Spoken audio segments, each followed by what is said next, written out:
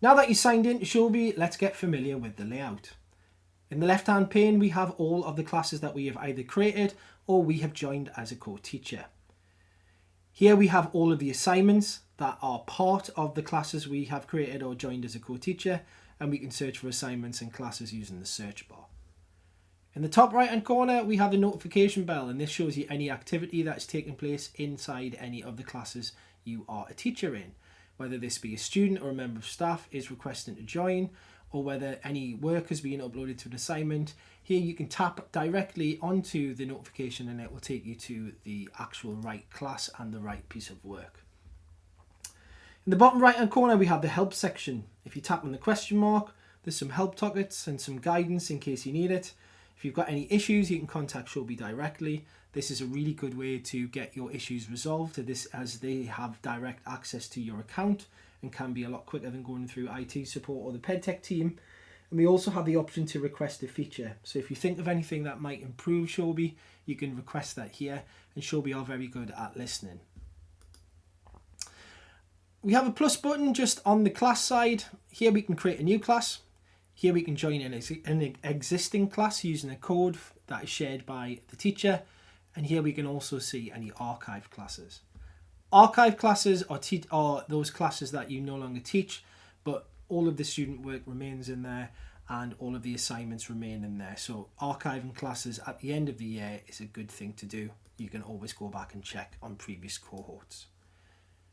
We have a viewfinder button which opens up another layer in Showbie. So there are different areas that we can access in Showbie. One of those areas is the communities area, and we will do a little video on this. This essentially is a good thing to use for anything like student council or if you run any after school clubs. It's a bit like a class, as in you can share resources and things into that community, but please be aware that any member, student, parent of that community can also interact with other users in the community, whereas in a class, students can only see their own work and can only interact with the teacher. Here we also have a student section, so we can individually look at students and the different classes that they're in and access only their work. We can also find any assignments as well. Again, it's another way to find assignments. And now assessments is built into Showbie. This was previously Socrative, and you need to have a separate Socrative account. We need to stop using Socrative and start using assessments built into Showbie. And again, we will do another video on this. And just underneath, we have all of the classes that we are part of and the option to create a new class. I'm just going to click onto my avatar and I'm going to go into account. Here it has my first name and my last name, but it's a good idea to put your class name in the preferred display name. So whatever your students call you in the class, please pop that there, and that is what will appear when you give any feedback or whether you set any assignments. They will see your teacher's name. In the next section, sign in and security, you are signed in with Microsoft, so you will always sign in with Microsoft. We have preferences, and this is the notifications section here. So we have classes and discussions.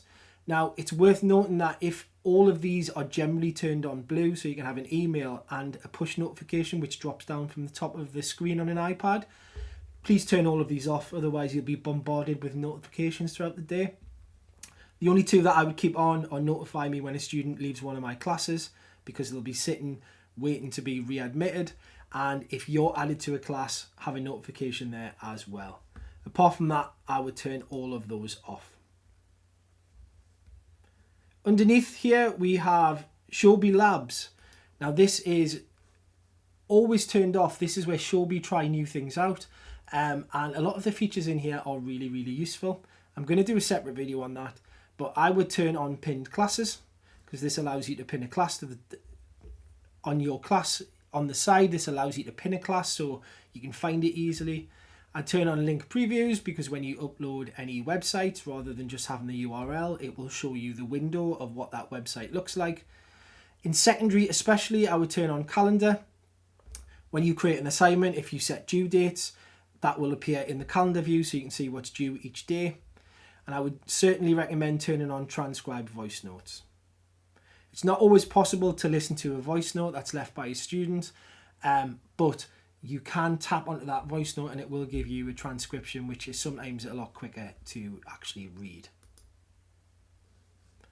We do have Feedback Assistant in there as well. This is not something that we are currently looking to use across the trust, but it will give you some help if you want to write a comment. It will help you structure that comment in a slightly better way.